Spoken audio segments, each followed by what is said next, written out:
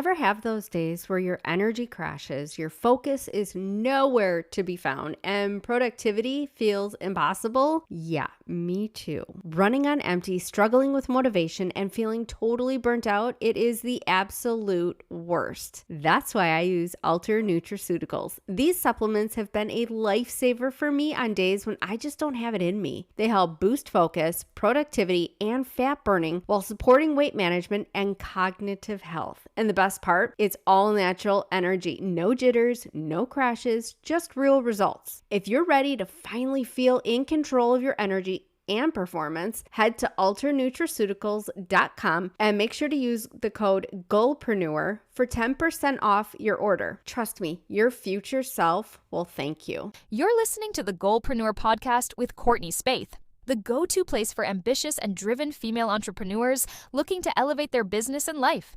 Each episode is packed with actionable insights to help you dream bigger, think bolder, and achieve your next level of success. No playing small here, only strategies and encouragement to help you shine. And now, here's your host, educator, personal development enthusiast, and holistic esthetician, Courtney Spaeth.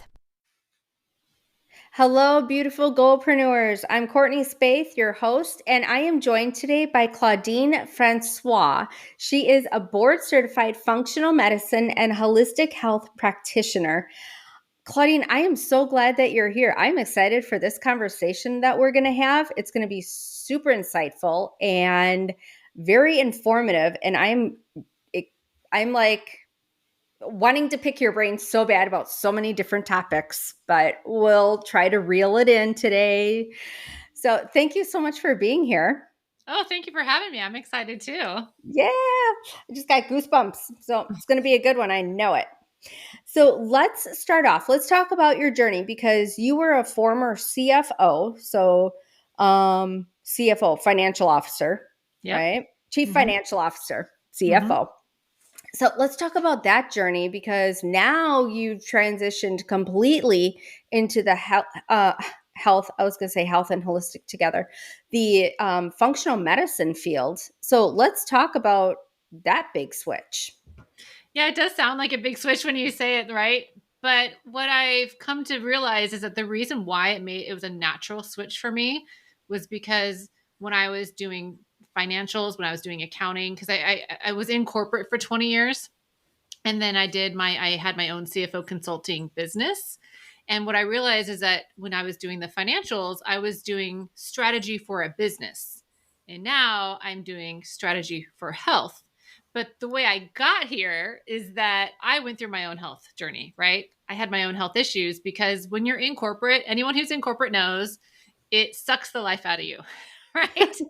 It's almost like the job of corporate is to take as much as they can possibly take out of you. And someone like me, who's a go-getter, who's driven, they're just going to give as much as they possibly can, not realizing, sometimes not noticing the warning signs that our body is giving us, right? Because especially when you're in your 20s and your 30s, you're like, oh, I'm just going to give 3,000%. I've got all this energy.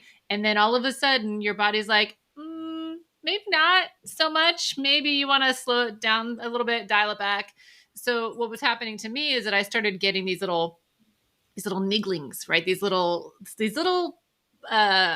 symptoms from my body saying, hey, pay attention. You might want to stop and do something a little bit differently, because I would get these chronic migraines, right? I'd never had migraines before. And all of a sudden I'm getting chronic migraines. I had terrible fatigue. I was gaining weight, even though I, did everything right. So I was working out, I was eating healthy. I had digestive issues. I mean, I remember there's this one day I ate an apple, like a half an apple, and I doubled over in pain. I mean, an apple, right? Like ridiculous.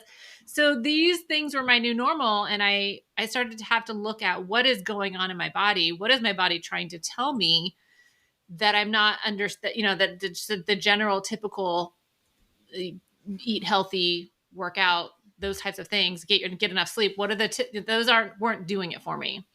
So it was kind of like, because there was a lot of stress, right? In corporate, you have a ton of stress typically because you have deadlines, especially in accounting. We had deadlines all the time. And it's not like, so my husband's a journalist. He works for a website.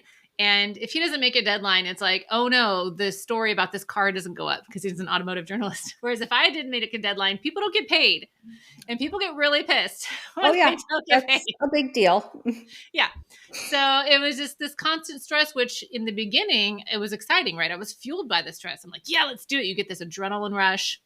But then after a while, your body starts going, I'm not loving this.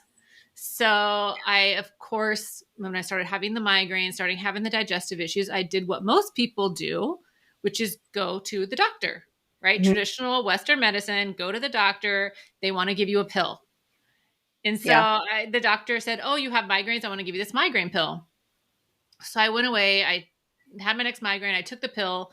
But the problem is when I had my migraines, I couldn't keep anything down, not even water. Oh gosh. So So sure that's enough, like next level migraine. yeah. So sure enough, I can't keep the pill down. I go back and they're like, oh, well, here, take an anti-nausea pill. And I'm like, okay, I'll try that. But of course, can't keep that down either. And they're like, oh, we'll put it in the other end. And I'm like, okay, how about we think of a different solution here? How about we talk about why I'm getting the migraines? Why don't we figure out what the root cause of my health challenges are? But of course, that's not what traditional medicine does. They're not designed to figure out what the root cause of anything is. They're designed to give you a pill or offer you surgery, Yeah. right? Hmm. So that was pretty much my turning point. And I was lucky enough to find a functional medicine practitioner who helped me get better, right? Who helped me get to the root cause and reset my body, heal the things that need to be healed.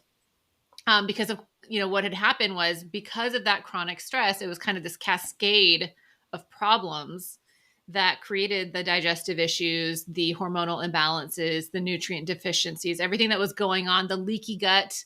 Hmm. All of these things were just compounded because I had not paid attention for so long. So it's like one thing causes another problem, and it's just ongoing. Everything gets worse. And then it gets to the point where it becomes an avalanche, right? And you're basically put flat on your back with a migraine every week. And your body's like, nope, you're not going anywhere till you deal with it. So Yeah. that's where I started that journey of realizing, okay, there's something going on here in my body. I don't have the tools. Regular medicine doesn't have the tools. And guess what? I'm not the only one suffering. I know so many women and men who are stressed out to the point that their body is knocking them sideways. And they have no one, they don't realize that there are other people that can help them, other ways to go about this than just pharmaceuticals or some kind of surgery, right? So I use those warning signs to basically catapult myself into a completely new career so that I can help other people like me. Oh my gosh. That's an inspiring story. You took control of your health. You said enough is enough. There has got to be a better way. And Absolutely. going back to the apple. So apple, fruit, it's a plant. Supposed to be healthy for you. Most people, I'm sure it is. But I'm a big believer that what's good for one person is poison to another. Like, Mm-hmm. not all healthy foods are beneficial for every single person. And isn't the first rule in medicine first do no harm? Yet they don't, traditional doctors, um, I might ruffle some feathers with that statement, but traditional doctors, I feel like they don't take the time to sit down and listen for one and understand the person, see them in a holistic view, encompassing every single area of their life, see them as a whole person, and want to get to the root cause. It's just, nope, here's your symptoms. Like you were saying, here's a pill for that symptom. Oh, now you're having another symptom. Here's another one. My gosh, pretty soon your entire cupboard is just filled, or your counter, it is just filled with those little orange prescription bottles. Absolutely. That And part is of the problem is that they aren't trained to get to the root cause. They're trained to see a symptom, give a pharmaceutical. right. And the part of the problem as well is that the way insurance companies work, like they can't give you more than 15 minutes, right? The insurance industry is designed in a way that if they give you more than 15 minutes, they don't get reimbursed for their time. So there's a whole system in place that's actually making it really hard for traditional medicine to do what we want it to do. Yeah. And there's a great book called Good Energy by Dr. Casey Means, where she's a doctor, obviously, Dr. Casey Means, and she actually talks about the health industry and how you can take control of your health, which is a really good book for anybody who's interested. Um, I happened to pick it up, and I love what she has to say, because she went from traditional medicine to functional medicine, so she has a really great perspective. Oh, okay. I did write that down. I'm going to link that book into the show notes as well. So hopefully it'll be a help to somebody else listening. So, your journey into functional medicine, you were led here because of your own health issues. And how long, I'm trying to think how to word this. Like, how long after you started practicing functional medicine, can we call it functional medicine? Yes. Okay. So, how long after you started practicing functional medicine, it was like you felt normal, like, okay, things that I'm teaching other people to do, I'm now doing myself, but I am noticing like I feel kind of like my old self. I have my energy back. I'm feeling healthier. I feel good. I feel good as a whole person. Mm-hmm. Well, it's an interesting question, because I was hitting my late 40s when I got my functional medicine certification. Right. So this is a time of life for many women where their bodies change, perimenopause, and they start to notice, why am I gaining weight when I've been doing all the same things I've been doing for years and I'm eating the same way? Or why all of a sudden am I super fatigued, or I have brain fog? Like I cannot remember where I left things in the house. Yeah. Yeah. Um, some women have insomnia. You hear about the hot flashes and night sweats and that kind of thing. So it's hitting that time of life. And at the same time, when I was doing the functional medicine training, it was remote. So I was in my office all day, every day, right? All day during my day job, and then all night studying. And it happened to coincide with this ridiculous rainstorm pattern that we had. And I live in California. So most of the time we're in drought. Like my whole life we've been in drought, right? But this particular year, we had the solar people came and removed our panels. They said there was something wrong with it, and they left a bare roof. Oh And gosh. then we had these crazy rainstorms. So what happened was, this whole office where I am sitting in, it was drenched. There was water coming down through the roof into the walls, and it created mold. And if you know anyone who's dealt with mold toxicity, you know that is a completely debilitating. It's a really terrible. I don't want to call it a disease necessarily, because I don't think anyone's called it a disease, but it is. It's something really awful to be sick with, because mold basically shuts down all of your body's systems. It shuts down your digestion. It shuts down your hormone production. It shuts down your thyroid, your metabolism, your brain function. You can't even, for some people, you can't even take food and turn it into energy. That's how terrible mold is for the body. And so, and Wow. I was sitting in it unknowingly, because again, I live in California. What's mold? We don't ever see mold, right? Yeah. It's drier than a bone here most of the time. And so I went through this whole training, and then my original protocols, because when you go through the training, they have you do all the testing and do your own protocols. Yeah. And I felt terrible. I was exhausted all the time. I would literally, when I was going through one of the protocols at like 4 o'clock every day, I would be so tired. I would just have to lay my head down on my desk. I mean, I had zero energy. And Mm. this is coming from a person who would do workouts 5 to 6 times a week. So I didn't understand what was going on. I was already eating healthy. I I was doing all the quote unquote right things. Yeah. And it wasn't until October of that year. So I started studying probably the December of the year before. October of that year, that someone said to me, you know what? When you've tried all the other things and you don't feel better, you need to look at mold. So I started getting tested, because there are tests you can do on your body to see if you have mold toxicity. And of course, it was off the charts. I had mold toxicity. And then it took me about a year. I did 3 different protocols. It took me about a year to get the mold completely out of my body. Now, not everyone takes that long. Some people, and it depends how recent your mold exposure was, how bad your mold exposure was, the state of your body at the time of the mold exposure. But that took me a year. And then, because mold affects your immune system, once I got over the mold, I then did a gut test and come to find out, oh, I have C. diff, which is a Clostridia bacteria. I had a parasite. I had all these other issues that then I had to fix that. So I would say it's been maybe a good 5-6 months that I feel like I have energy. I can go back to my regular workouts. I can do all these things. But it was quite a process for me trying to Yeah. figure all that on my own while still running a business and a household and a family and, kids and all the things, which Oh is what my a lot of my gosh. clients deal with, right? They are Yeah. handling all of the things Yeah. and they still, and they know that they have to address their health, but it's like, where in the priority list do they put that? Jeez. So mold, I mean, who would ever think of mold toxicity unless you can visibly see it, but you couldn't see it, right? You couldn't see it, but No. you were still exposed. Yeah, we couldn't see mold. Again, I had never seen mold anyway. But yeah, it was just wet. It wasn't dark. But it only takes I can't remember if it's 24 or 48 hours for mold to develop in a wet environment. Huh.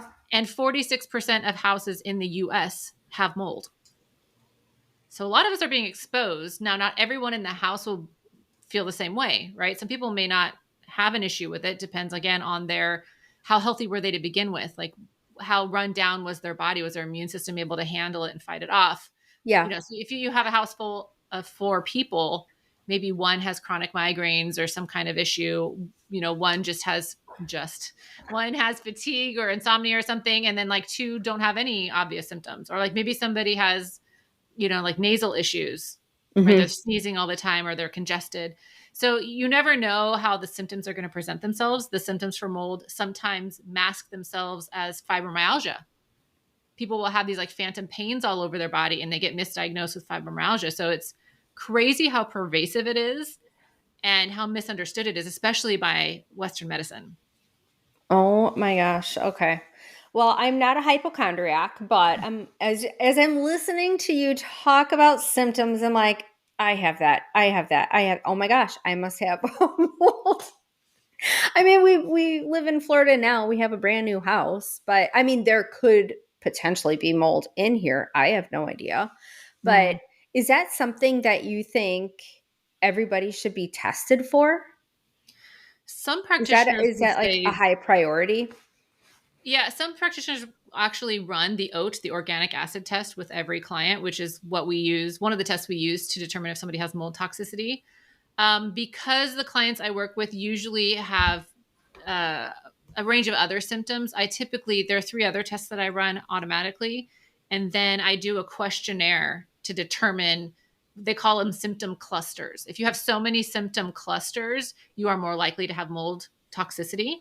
So depending on where they fit in the questionnaire, then I might recommend having a mold test. And you can actually test your house as well. There are several different ways to do it. So it really depends whether or not you think it's in your home or you just think you've had previous exposure and you want to see if it's in your body. Mm, interesting. Now, on your website, in goodcleantaste.com, do you sell these kits? Do you sell like the mold testing kit or any of the other kits that you were talking about? Not individually, because what I found is, and I explained this to a friend of mine recently who's a personal trainer. I said to her, can you imagine going to a personal trainer and saying, I don't actually want you to train me. I just want you to give me a paper that shows me all the workouts and I'll go and do it myself. I don't have any experience with personal training. I don't really know how to do the exercises properly, but just give me the paper. So when I work with clients, I tell them, I could just give you the tests and the feedback on the test, but it's not really going to get you the results that you need. And I know this because in the very beginning, when I started my practice, I would do that because people are like, I only have X amount of money to spend. So can you just give me the test? Tell me what it says, give me a protocol, and I'll go off and do it on my own. And I Mm-hmm. did. But then those people were not getting the results because this information was so new to them. Yeah. And I can't possibly give them all my years of knowledge in like a half an hour or even an hour long discussion about it. It Mm-hmm. really has to be. And it's also when you think about your lifestyle changes, they need to be reinforced over and over again. Yeah. I don't know about you, but like when I learn something, it doesn't always stick the first time. Mm-hmm. Right. I have to be told over and over and over again. And it has to, in different scenarios, like, well, remember when we talked about X, Y, or Z is going to help you. And even me, in my thick head, when I was going through my mold toxicity protocol, I didn't think about doing all the lifestyle stuff. I'm like, oh, I'll just take all the pills. It'll be fine. But of course, after my 3-month protocol where I didn't feel better, I'm like, I guess I need to do the sauna and the castor oil pack and like all of the detoxing things. Mm-hmm. Because I remembered then, oh yeah, I had done that DNA test. And remember, Claudine, you have this MTFHR gene, which means that you're not able to detox very well. Your body needs extra support. Oh my gosh. I feel like we could do another podcast just on a whole other topic. Like you're speaking my language here. I love talking about this stuff. Not super knowledgeable in any of it, but I love talking about it. It's fascinating once you start And going down the rabbit learning. hole. Yeah, yeah. Um, with so took you about 6 months or so to feel like your normal self, to feel healthier, to feel better. Was there a client, did you call them clients or patients? Clients? Mm-hmm. Clients. Was there a client of yours that was just like so down in the dumps, like just no energy, feeling like crap? And was there like such a transition, such a change with them? It was like night and day. Do any of your clients, is there one in particular that stands out to you? Oh, absolutely. And, there are several examples because that's the whole point, right? The whole point, the reason why people are coming to me is because they feel awful and they want to get relief. They want to feel better. So there was one client in particular, Lorena. She actually wasn't that old when she came to me. She was in her late 20s and she was an entrepreneur. She owned several businesses. She was a go-getter. She was like, I'm going to do all the things and my body's just going to handle it, right? But when she came to me, she had strangely, one, she was overweight. She was feeling really fatigued, foggy brained, just not on it as she used to be, right? She used to be I got this, I can do all 10 things at once, right? But all of a sudden, no, she wasn't able to do that. But she strangely had 2 dislocated knees in a row. Like she dislocated one, she had to be in a brace, and then she dislocated the other. I mean, she's like in her late 20s. This is not My normal. God, how does that even happen? I will tell you. So what had happened was she was under such chronic stress that her body does what it does. It tries to help, right? It's trying to help us when things go wrong. What it does when we're in chronic stress or any kind of stress, it pulls calcium out of our bones and our teeth where we want it to keep our bones and teeth nice and strong. And it kind of throws it around the body as a calming mechanism because calcium is a really calming mineral. But if you're in chronic stress for too long, the problem is you start getting calcium buildup. So for her, it ended up building up in her joints, which is a really sharp mineral. And so it can cause problems in the joints. People can have pain in the joints. It can also end up as gallstones or kidney stones. I'll see quite a few people that either have stones at the moment or they've had their gallbladder removed because they didn't come to me early enough. Other people will get calcification of the arteries. So they end up getting high blood pressure. I, at one point, had a calcific bursitis, which is a shoulder, like when you have calcium buildup on the shoulder blade and it starts to hurt. Yeah. So she had that experience. Her body was too stressed for too long. And so she started getting that calcium being pulled out of her bones and thrown into her joints. And that's how she got the knee issues. And so we worked I think it took us about a year to get her calcium down. So the way we measure it through a hair test. Mm-hmm. And your calcium, you want it to be around 60. 65, somewhere in there in your hair. Hers was at 300. Oh my word. So it took us about a year to get her down to 91, which is still in the range, which is good. But it took a few things, right? Not only did it take the supplements that are going to like break down the calcium and help it reabsorb into her bones, but it also took a lot of lifestyle changes, right? Like somebody who is used to killing it every day has to learn new things, right? They have to learn how to take care of themselves. They're not used to that. I can speak to that in my own health journey, right? I had to go through my health journey several times before I realized, hey, you have to stop doing the things that are getting you in this position. Yeah. So, they have to learn to take care of themselves. They have to learn how to prioritize their health. So she has a sauna blanket and an actual sauna. So she does one every night. She does her Epsom salt bath, which helps her absorb magnesium, because magnesium is one of the first things to go when you're stressed. She does her castor oil packs, and she has had to learn to delegate. This was huge for her. She had to learn, one of the things she does is she owns a salon.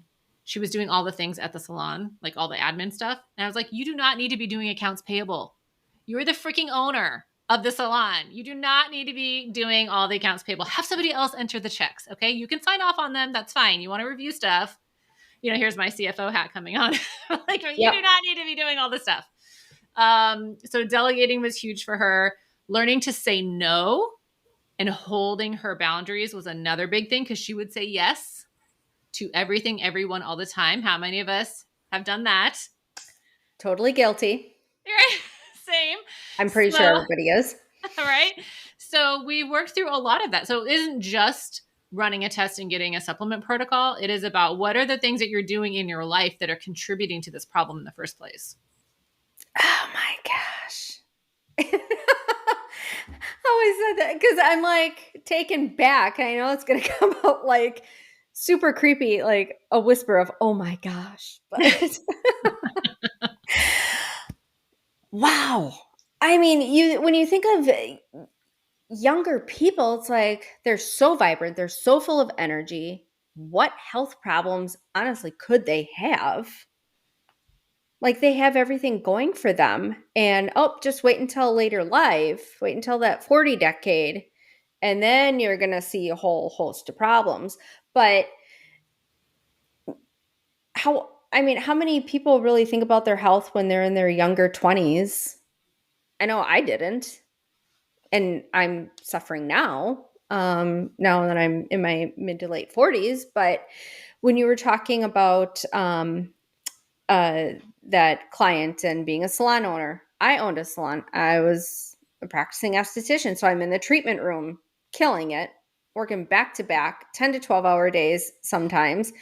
And then also, because I had this tight grip on control, I felt like I had to do every single thing. Let me tell you, Claudine, I was burnt out within the first couple of years. I wanted to throw in the towel. My back and neck were just wrecked. I wasn't sleeping. I had digestive issues. I had all sorts of problems. So I can completely empathize with your client. And and I'm so happy that she found you, and she has gotten herself healthier because now she knows better. And she's still young.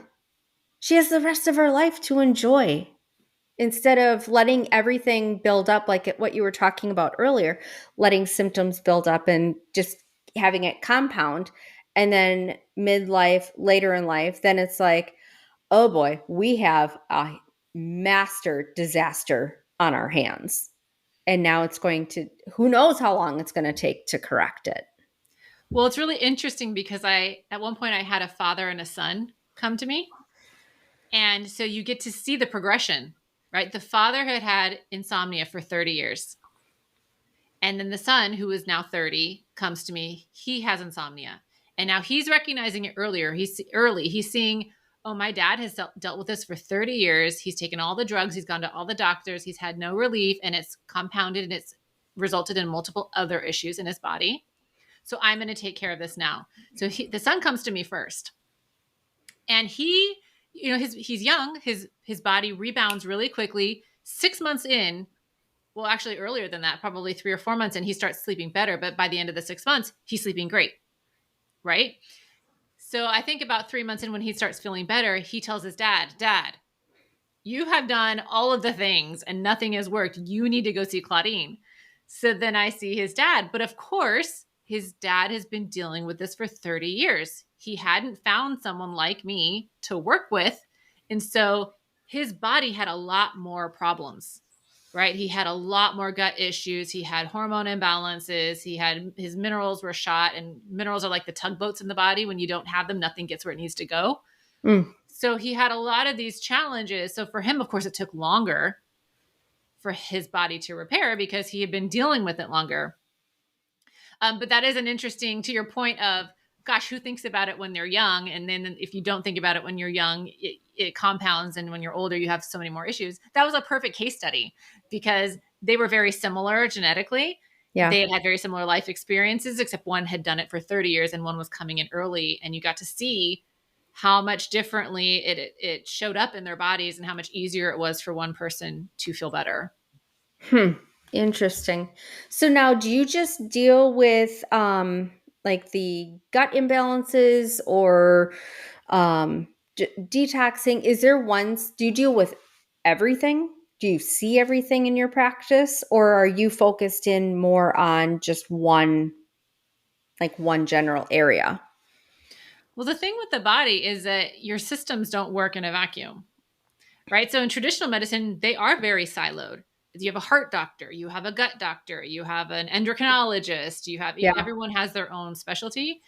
But the thing that makes functional medicine unique is we're looking at the whole picture, right? So not only are we looking at the whole body and looking at all the pieces, all the different parts of the body, but we're also looking at, well, what else is happening outside of your body? What is your lifestyle like? What are you eating? How much sleep are you getting? What toxins are you being exposed to?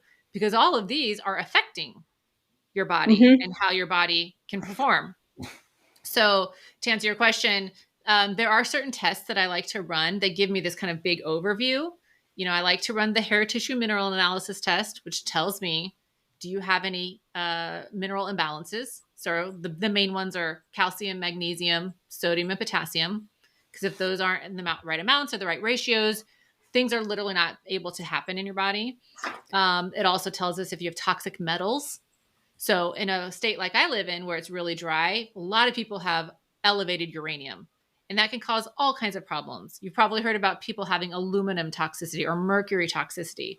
So if they have those, we really need to get that out because that can be causing all kinds of issues in the body. So that's test number one.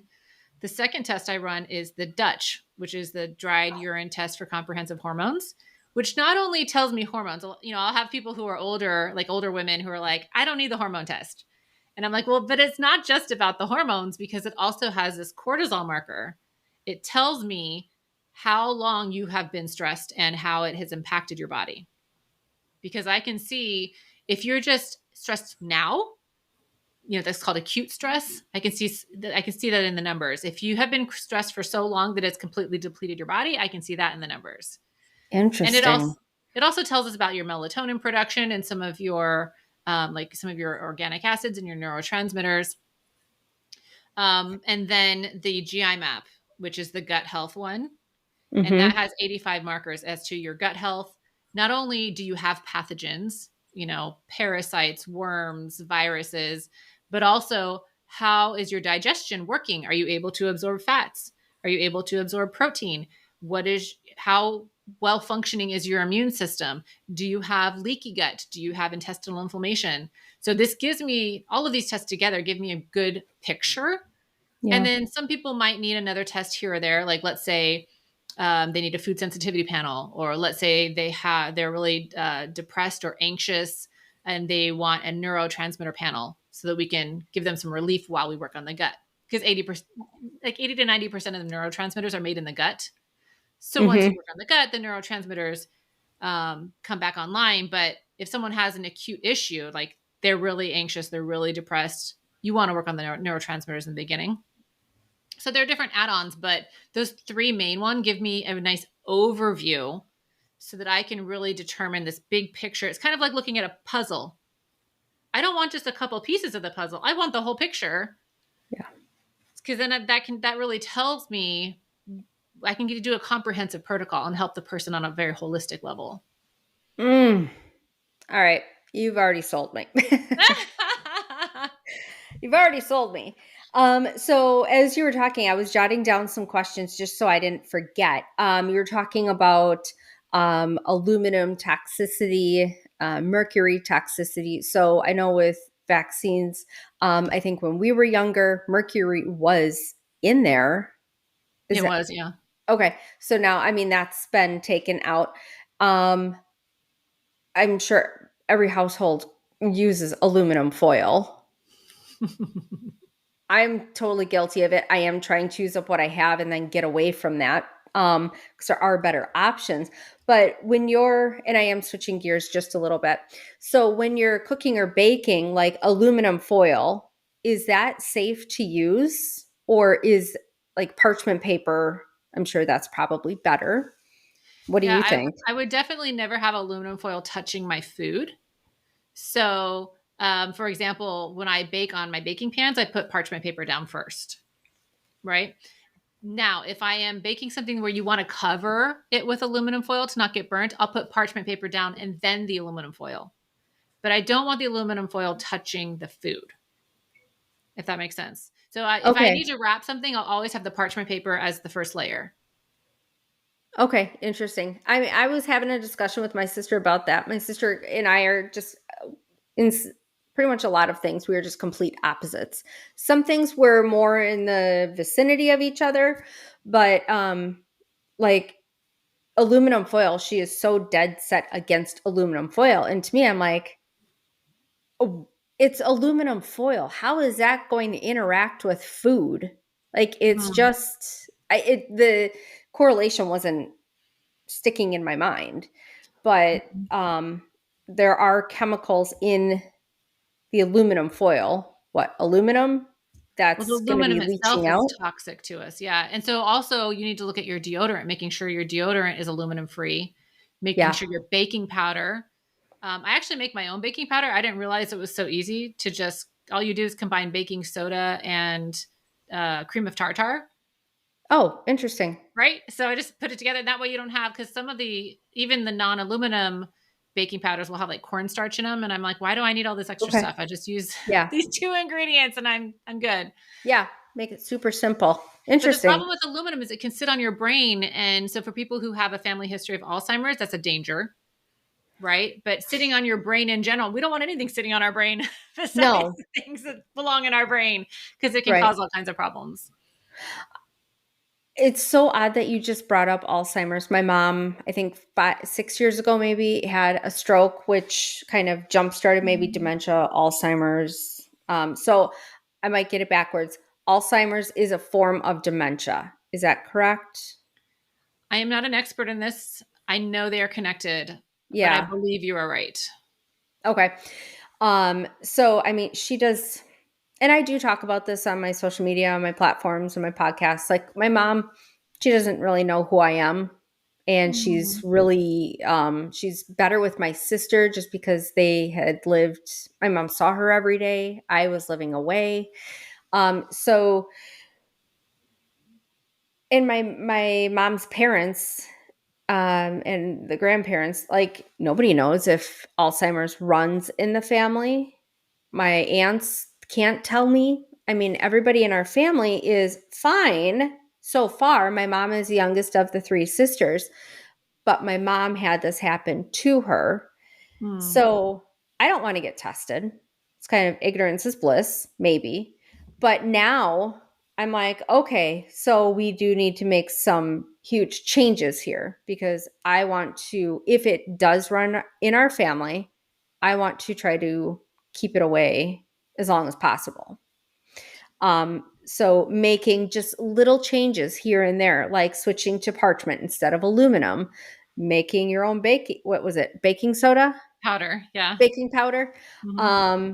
making sure that the deodorants that you're using are clean, don't have aluminum in there. And pretty much all antiperspirants have aluminum.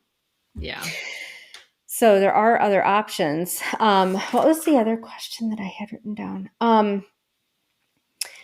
With your talking about stress, so now we're switching gears yet again.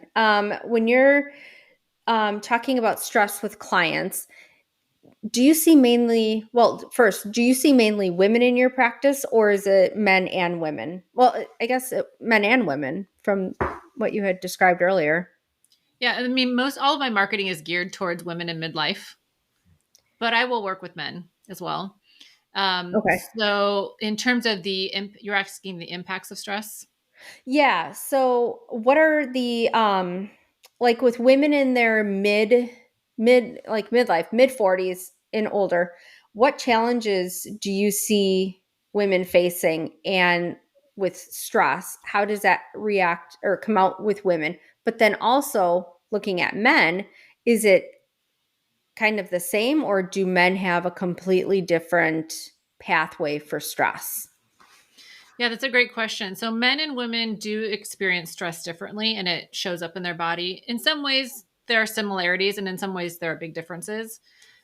For women, I see, especially in midlife, I see a lot of weight issues, right? This is where we get the stubborn weight because all of a sudden your body isn't responding the way it used to. And the reason for that is as we get older, we get more insulin resistant. So we have to change what we were doing because, right, the old things aren't going to work anymore. I see a lot more anxiety and depression for people who haven't had anxiety or depression before. I Hmm. see a lot more gut issues. Sleep issues are really common. I mean, it can be put under the umbrella of insomnia, but for some people, it's that they can't fall asleep. For some people, it's that they wake up at 3 a.m. The 3 a.m. wake ups are super common. Um, And and that's that can, dealing with the it liver detoxing. It can be. So usually there are a few reasons why you would wake up at 3 a.m. One would be a blood sugar imbalance. So you've either had alcohol before bed, and so your blood sugar spiked, and then it dropped really fast, and that freaks your body out. So it stimulates your cortisol production and wakes you up. Um, and that has to do with the liver, right? Because the liver is done detoxing it, and that's when your cortisol drops. It could be if you have like a ton of carbs or sweets before bed, and that same pattern would happen. For other people, it could be parasites. Parasites are they like to party at night. Gut bugs like to party at night, so they can wake you up because they're just like, "Yes, do it," and you're like, "No, no, please." And another one is mold toxicity. Mold, I used to Yes. sleep like a baby. And then when I had this mold toxicity, all of a sudden my sleep was really erratic. I would wake up several times in the night. Another thing that people don't think about with mold toxicity is that you're peeing all the time. Like, why is it just like kind of like a diuretic that you're always having to go to the bathroom? And so in the middle of the night, you're waking up 2, 3 times to go. So those are the things I see in women. For men, I see typically two main symptoms. One is what they will refer to as ED because they don't want to say what it is, right? It's erectile dysfunction. Because similarly to women, where their hormones are being impacted in midlife, men's hormones, when they are under stress, can be impacted too. So when you're stressed chronically, so when you have the cortisol running all the time, Hmm. cortisol is king. Nothing else in your body happens when cortisol is on because it is your body is trying to keep you alive. It's like, oh, you have to run away from this threat. Let's just call it a tiger. You have to run away from the tiger. You don't need to digest. You don't need to make babies. You don't need metabolism. You need to survive. So all of those other things are turned off. Your immune system's turned off. All of it's turned off.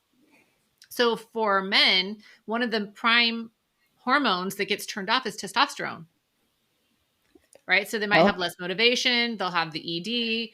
And then another thing that I see with men more commonly is insomnia. So yeah. really, like those two main ones for men, whereas women have this huge cluster of symptoms that are only now, I think, becoming more like we're talking about it more. Because Hmm. did you ever hear the word perimenopause growing up? Like I never No. heard it growing up, and now all of a sudden, and maybe it's just my feed, but now all of a sudden I'm seeing it everywhere. I feel Yeah. like people are coming out and saying these are all the things that are happening. My body is changing. What is going on? And I just think it's a great time because we know what's going on, or some of us know what's going on, right? Most of Mhm. the doctors that are out there now weren't really trained in this. They only get like an hour of total menopause training their entire career. And that doesn't even cover, it only doesn't even scratch the surface. So, but there are people out there who are becoming experts in this. So I feel that that's really great for people who are suffering. But yeah, to answer your question, those are the two different ways that I see chronic stress and midlife kind of coinciding and impacting men and women. Jeez, I feel like women always get the short end of the stick. I know. It's because our bodies are much more complex. Like the men, they only have, they don't have a cycle, right? They Yeah. wake up every day, their testosterone's at its peak. It slowly, gradually decreases during the day. And that's why they can cuddle with us on the couch at night. Right? Like, Mm-hmm. but for women, our bodies change every 28 days. We have a lot of things going on in our system. And part of the other problem too is that we have not been studied very much. Like if you look at all the medical studies, it's really not until the mid to late 90s that they even required women to be part of studies. Right? So a lot of studies don't even include women's bodies. They just thought, oh, they're just little versions of men, which isn't true. Huh. Um, but yeah, our bodies are much more responsive to things. That's why we tend to get more autoimmune disorders, right? Because our immune system is heightened because we're designed to be able to protect a baby. We're carrying a baby. If you get Yeah. pregnant, your body is designed to be able to be more responsive to that threat. And so that's why certain things impact us more than they impact men. Jeez. So many things going on. Kind of overwhelming. Good grief. When you were talking about talking again about the mold toxicity, so there's foods that I know, like peanuts, it's a food group that's higher in molds, Mm-hmm. correct? So, I mean, can that contribute to the mold toxicity in somebody's body, or does that not really have any bearing on it?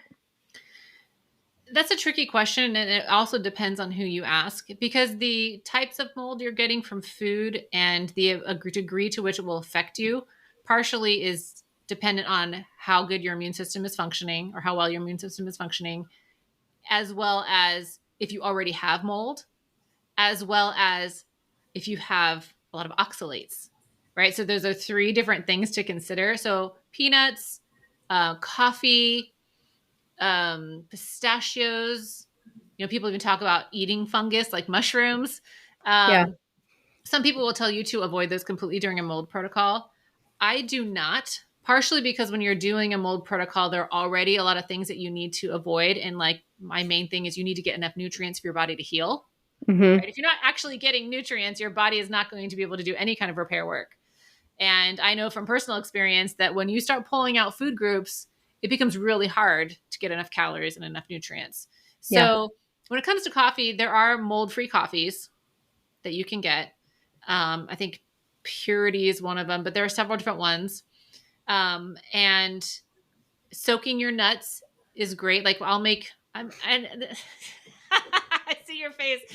Sorry. Soak nuts. Like for example, I went down this rabbit hole a few years ago where I decided to make my own nut milk, right? Like almond milk or cashew milk or whatever. Because Yes, I've been seeing that more on my social media. It looks super easy. Why aren't we doing that more? right, that's the funny thing is like at first I was like, I can't do that. That's way too hard. And then I realized, oh wait, all I have to do is soak the nuts, drain them, mix them with water in a blender, and I'm done. Like that's it. Yeah. So now I do this. My husband particularly likes when I make his coffee creamer with cashews. And I'll put Ooh, hazelnut extract in it. So it's like a hazelnut creamer because cashews are yum. really creamy. But what I'll do is I soak the nuts and I put this grapefruit seed extract on it, which helps actually pull out any mold and toxins. So Oh, there are little tricks you can do, okay. right? So when it comes to moldy foods, that's usually not the primary exposure for someone who has mold toxicity. It's usually from inhaling, breathing in mold from usually from something like I'm pointing to my wall here, which most people can't see, but from the cellulose fibers that are in our walls, right? Yeah, okay. Um, what was this is why I write questions down when I'm listening so I remember. Otherwise, I just completely forget. It'll come back to me. Um so when you oh, I know. When you were talking about making soaking the nuts, making your own creamer, cashews, I feel like there's so much that is thrown at us, especially on social media. Uh, you have Dr. Gundry talking about lectins, and all of these healthy foods that are great for you have lectins, and that interrupts, I don't even remember what. And then you have somebody else saying No, that's just, it's not important. You cannot cut out food groups. Like where do you stand on that? Do you deal Mhm. with the lectin portion? Because I know the skins of, what is it, almonds are contain lectins. Am I getting that right? I'm trying to think as you're talking, I'm thinking of the word. There's a word that starts with a P that I can't think of that is the thing that nuts and beans have on them that you need to. So the reason you have to soak them is to get rid of that thing. Mm-hmm. And if I could remember the name of it, I will let you know. But basically, when I have nuts or beans, I always soak them first. Or for my beans, I cook them in a pressure cooker with kombu, which is a type of seaweed, and Okay. that helps take away the thing that starts with the P, and it gives them enough minerals to help you digest them. The only P word that's coming to my mind is polyphenols. I No, don't that's think actually that's a it. good thing. We like polyphenols. Those are in like red, like beets and things like that. Um, phytic acid. Phytic acid. Oh my Okay. gosh. So you want to soak the nuts and the beans to get rid of the phytic acid and cook them properly. But the thing is, because we have this culture of like fast everything, if you buy beans in a can at the grocery store, they haven't soaked them. Unless you get the Eden Foods brand, they do a great job of soaking them and they use the kombu to make them more digestible. Okay. Um, but you could do it at home as well. And that is a great option for helping your body not have to do all the work. Because it's not that your body can't eat those things, but it has to do more work, right? Your liver has to do more of the work. And for many of us, our liver is overburdened anyway, because we live in a toxic world, Yeah. right? The water, the air, the food, it all has toxins in it. And so some of us spend like our whole day trying to avoid toxins. Yeah. And our liver is busy. It's very busy. It's like Grand Central Station in there. So yeah, to get rid of the phytic acid, you would soak the beans and the nuts. For lectins, which are more common in say legumes, you would soak them too, right? So you would Mm-hmm. soak like lentils, for example. Some people talk about some compounds that are in vegetables. Like I read the carnivore book. Have you read the carnivore code book? Because I don't think it was that, but I read a different carnivore book. I like learning and yeah. I like nutrition and just different. So I read a ton of nutrition books. I have a background, a bachelor's in holistic nutrition. I Mm-hmm. am so far away from nutritional counseling. It's been years, and I'm pretty sure a lot has changed since then. So, Oh yeah. Well, same thing. I'm not a carnivore, far from it. But I met a person at a party, and he was like, "Oh, I do this carnivore code. I feel great. I don't ever eat any vegetables or anything other than meat. Right? Meat and eggs." yeah. So I was curious. I'm like, let me understand what what he's hearing, and what he's learning. And you'll have some people who talk about, okay, you can't. There are certain components in vegetables that are going to kill you. Like, don't eat kale, whatever you do. But the thing is, when you prepare vegetables properly, you're already killing that component.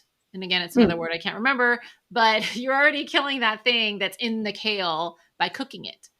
So it's hard when there's, like you were saying earlier, there's so much information out there. You don't know who to believe. I mean, if I have another client send me a TikTok video about, well, is this really true? I might Oh, cancel it no. because you'll have influencers on social media saying things that confuse people or that are only partially true, right? Like there's a nugget of truth, which is why it sounds good, but then they Hmm. put their own spin on it. And that's why I think it's really important. Not one, it's you don't want to take generic advice because it may not even be applicable to you. But two, to find somebody who can look at your body, do all the testing, and say, this is what you need. Yeah. I mean, are you on TikTok? I am not on TikTok. I'm on Okay. Instagram. I haven't delved into TikTok. I was going to say there are reputable practitioners, reputable experts on TikTok giving quality advice, Hmm. sound advice. Majority of it, it's entertainment purposes only. You have these influencers that have no training, no education behind them, and they're giving medical advice or nutrition advice. I don't think so. And Yeah. it's my kids, they're on TikTok. I mean, they watch videos and they're like, oh, we learned this from TikTok. I'm like, that's not even true. Yeah. That is not even true, but it's just they're just very good at putting out information, but you have to really weed through to pull out the good stuff. Absolutely. Know your source. Yeah, exactly. Know your source. So we talked about functional medicine and addressing root causes, and we talked about stress and how it affects women and men differently. So for the women listening, or for the people listening that just feel like they're way too busy, they're ambitious, they're high performing entrepreneurs, they have families to take care of, they don't have time to take care of their health, to deal with these symptoms. They'll pop Advil, ibuprofen, whatever it is, another prescription. They'll keep popping those to act like a band aid for whatever symptom that they're having. They don't get to the root cause. What do you say to the person that's listening that is like, I really know I need to deal with this? What she's talking about, it's hitting home. I know I could feel better. I know I should feel better, but I just don't have the time. Mm-hmm. What do That's you a great say? question. So I have a lot of clients who either run their own businesses or they're in the C-suite, so they are managing people all the time. And so I say to them, all right, well, let's say you have a ton of work on your desk that you need to delegate, but you just keep saying to yourself, it's just easier and faster if I do it myself. Mhm. So then every week you're spending 5-10 hours doing all these things you do not need to be doing. You could easily pass them on to somebody else, but you say, I don't have the time to train somebody else. But the thing is, if you sit down and when you're doing this thing, you record yourself doing it and you train someone however you're going to train them, you take the extra time that first week to train somebody, they will take that on. You get 5 to 10 more hours a week, right? It is a short, I don't want to use this, but it's short-term pain for long-term gain, right? You put in the time initially and you get a lot more time back. It's the same Yeah. thing with your health. You have to put in some time to it. And I know it's hard, even if you carve out 5-10 minutes a night instead of scrolling through TikTok, right? Get yourself in a detox bath or a sauna blanket or whatever it is you need to do.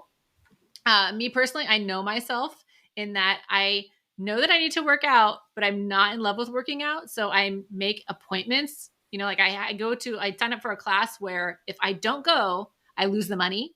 So Yeah. I make sure to show up, right? Like it's kind of my own way of holding myself accountable. I was like, I don't want to lose $20 because I Right. was, decided that I had to do some project instead of going to yoga. So Mhm. I have to stop doing my project. I go to my yoga class because I know how much better it is for my body, that I will feel so much better afterwards. But also, when it comes to our ability to function well, if our bodies are in a good place, if we are feeling healthy, if we're feeling strong, if we have more energy, if we don't have the brain fog, you're going to be more efficient and effective anyway. Mhm. So if you put in a little time to get to the root cause of the issue and to resolve that, you're actually going to be saving yourself time in the long run. And you're not going to hopefully have whatever XYZ disease you could be heading towards by not taking care of it. Yeah. Yeah. Let's I was on your website. Was that last week that I messaged you or the week before? I took your assessment that's on your Oh, yeah. website Mm-hmm. in goodcleantaste.com. Claudine has an assessment on there. Check it out. I don't remember my number. I think it was 32 or 35, somewhere in there. Yeah, somewhere in I the mean, it 30s. wasn't horrible. It wasn't great. It was kind of just right in the middle. And this is the gut health assessment. It was? Yeah, specifically for gut health. Yeah. Oh, okay. Okay. So, I mean, for the people that have taken the assessment, did you ever get somebody back that had a stellar number? No, Or because they're pretty not much? taking the assessment. Like if someone thinks they have a gut issue, they're going to take the assessment. If someone's like, my Yeah. gut's fine, they're probably not going to take the assessment. Oh, if I didn't have any symptoms, if I thought my gut was fine and it probably was okay, I would still take it just out of Mm. curiosity. I'm like, oh, Hmm. let's just try this. Yeah. So, Claudine has so many good things on her website. There's blogs, there's podcast episodes, there's assessments, there's what am I leaving off here? There's recipes. Oh Lots of yeah. recipes. Yes, I was scrolling through your recipes. Now, are those recipes that you have made and taken pictures of? I did. And actually, I will give my husband a shout out. He has taken most of the pictures because I am a terrible photographer and he They has were been really good. amazing. Yeah, he's really good. I honestly was wondering, I could not tell. I'm like, okay, are these pictures from like a cookbook or are these things that she has made and taken pictures of for her website? I found Yeah. so many amazing recipes on your website. Pictures Oh, are thank fabulous. you. The recipes sound delicious and you have recipes for pretty much every occasion too. I do. All the holidays, breakfast, lunch, dinner, dessert, snacks, because I like to eat. But I don't like to feel gross after I eat. So I had to Yeah. develop all of these different recipes of things that can make me feel good and make me happy, right? Yeah. And I know we're getting close to our time, but I do want to ask you a couple more questions that just came to my mind. So with talking about all these different foods and recipes, and I love to eat too. I like to try new things, but I don't really, unless I'm paying close attention, I don't really notice it how I feel after eating. Some foods, if they're isolated, I'll be like, oh yeah, it was what I had earlier. Like popcorn. I love popcorn. It makes me pass out on the couch 20 minutes after eating it. I am sound asleep. My husband goes, "You're having popcorn tonight?" I thought we were having movie night. He goes, "You're gonna be passed out." I mean, I know my body reacts like that. So there's a few different companies out there that I know of. I know there's a handful of others, but I know a couple companies out there that do the comprehensive food testing. What is your take on those food tests for intolerances? Do you find that they're accurate? Should we be doing that every 6 months or just once a year?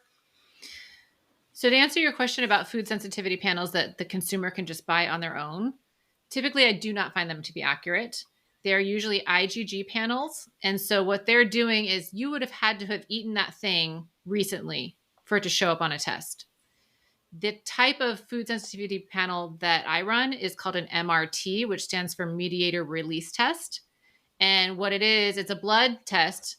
So you get your blood drawn, and then they take your like a drop of your blood and they put it in a substance, like say it's corn, like for your popcorn example. They put it in the corn, and if it expands, that's inflammation. Your body is responding with an inflammatory response to that food, and that is something you're sensitive to. Now, the bigger picture is why are you sensitive to it, right? Because it's not a food intolerance, it's not a food allergy, it's a food sensitivity.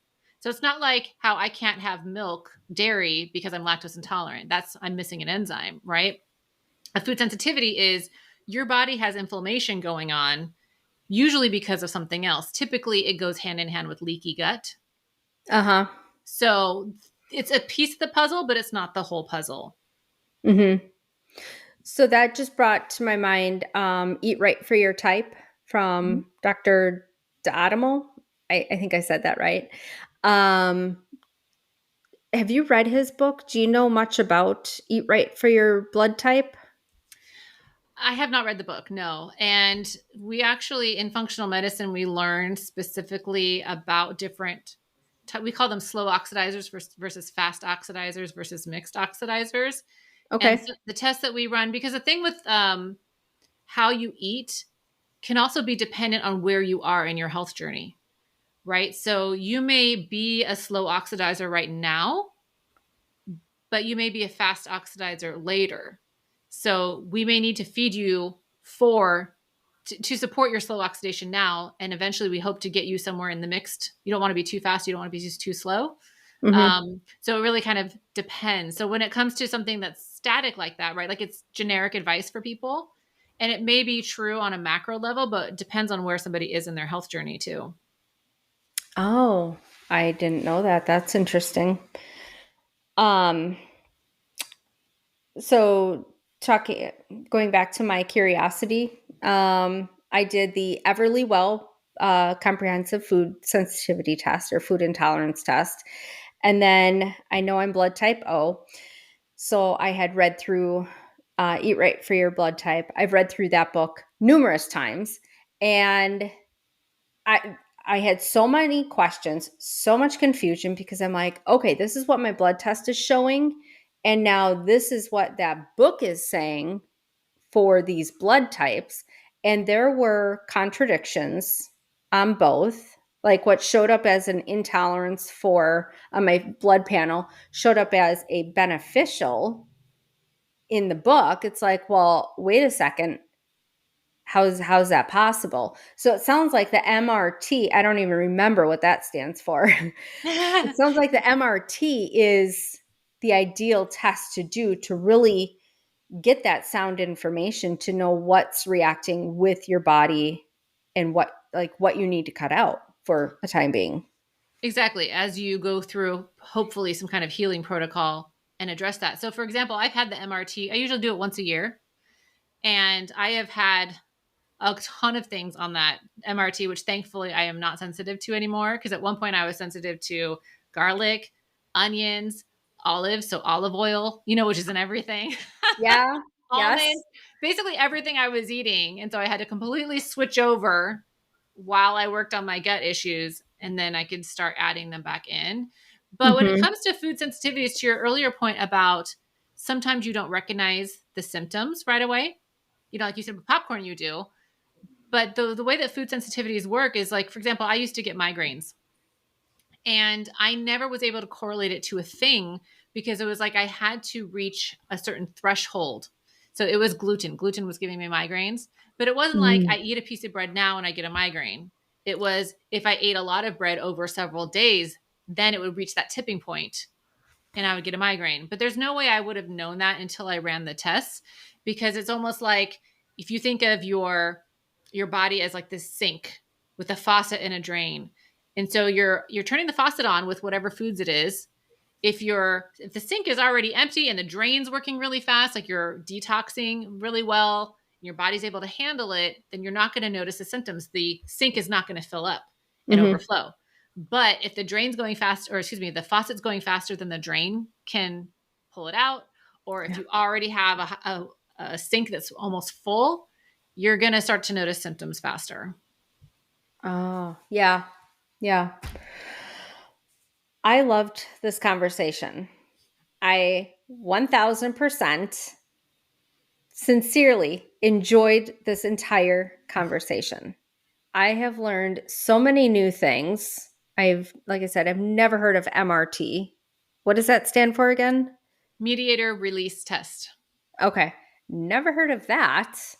But I do think I was just talking to my husband about that earlier. It's been a couple years since I did a food test, and I know it does change over time. So I think I'm hopping on that one because I do want to feel better. Like personally, I'll be 47 this year, and as I was sitting down, that's why I'm standing now. Was sitting in the chair, I have on shorts, and I'm like, oh my gosh! I just looked down, and it's right below the belly button. And it's just like, that's where the weight goes. And I know the perimenopause and the fluctuating hormones and the depletion of hormones. But it's like, I honestly feel like I just woke up one day and whoop, hello, there it was. It's just, I call it my little Joey pouch because that's honestly what it looks like and feels like. It's a little pouch, and it just, I don't know. I didn't really have a problem with it early, in my earlier 40s or my late 30s. But yeah, I think food definitely plays a big part because you can't lose weight. You can't feel great if your nutrition is crap. Your hormones also play another big part in that because you could be doing everything right. And if your hormones are out of whack, it's like trying to push a rock uphill. Mm-hmm. You're not going to go anywhere. It's not going to happen.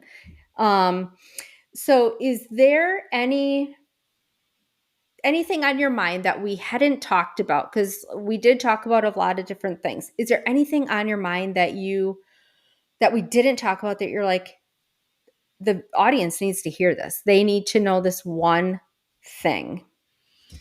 Well, I will say if you have any women in your audience that are our age, right, in that midlife period where we're starting to feel all the symptoms and just thinking, well, I'm just getting older. I guess this is normal. I would like to say that normal is common is not the same thing as normal, right? So a lot of these symptoms are common. Many women have them, but if your body is functioning properly, these symptoms are not normal, which means that you have the opportunity to change things. But you do Mm-hmm. need to get down to the bottom of why your body is having these reactions. What is the root cause of the challenges you're experiencing? And resolve those. So you don't have to have the stubborn weight. You don't have to have the insomnia. You don't have to have the irritability, the hot flashes, the night sweats, whatever is going on for you. I don't suffer in silence, is what I'm saying. Mm-hmm. Right? Don't just get, because a lot of women are just have this resignation of, well, I guess this is how it is. And my doctor's just telling me, I've actually had some clients say, well, my doctor just told me to get a hysterectomy, or they just told me to go back on the pill, even though I'm not having babies anymore. Or they, they gave me an antidepressant. I hear that one a lot too. They didn't want to deal with my symptoms, but they gave me an antidepressant. So if you're feeling not listened to, if you're feeling ignored, if you are not getting the support that you need, there are practitioners out there who can help you. Yes. Yeah. So your website, in goodcleantaste.com. You're on Instagram and Facebook. Give us those handles, please. Claudine.r.Francois, which if you can spell it, you're amazing. But it's basically, if you think of Francois as Franco is, just put Franco and is together, and that's it, Francois. Oh yeah, Franco is. Okay.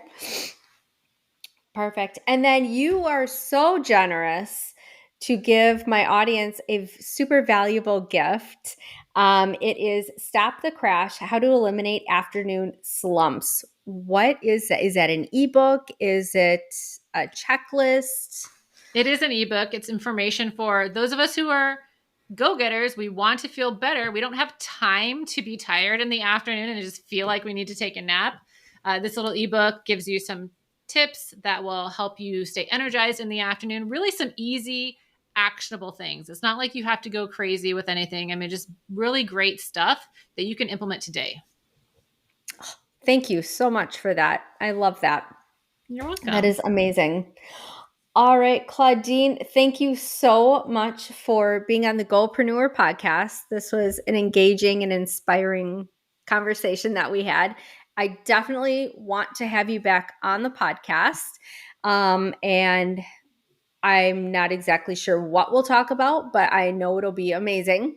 so, so we'll plan for that. And you have a Facebook group as well. Is that public or is that a private group?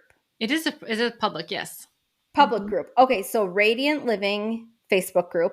That's also going to be linked in the show notes. So everything that we talked about today, the Instagram handles, her website, I will put that book by Casey Means, Good Energy. Yes, perfect. I'll link that also in the show notes, and then the Facebook group as well. Claudine, thank you so much for being here on the Goalpreneur podcast. Oh, thank you so much for having me. What a great conversation. It was. We will definitely talk again soon. Awesome. All right, bye for now. Oh my gosh, that was so good, right? I hope you're walking away feeling inspired, fired up, and ready to take action. Listen, if anything in this episode resonated with you, if you had an aha moment or even just a little heart nudge, please do me a favor and share this episode. Send it to a friend, post it on your social media, and also tag me at I am Courtney Spaeth, and that way I can cheer you on. If you love hanging out here, please make sure to subscribe so you never miss an episode. And also, it would mean the world to me if you left a quick review. That way, your reviews help more amazing people like you find this podcast and step into the life that they are meant for. So before I wrap up, I want to leave you with these 3 things. You are worthy of success, love, and abundance. Every step that you take brings you closer to your dreams, and you are exactly where you need to be, and you are enough just as you are. I appreciate you so much. Thanks for being here. And until next time, keep chasing those big, beautiful dreams.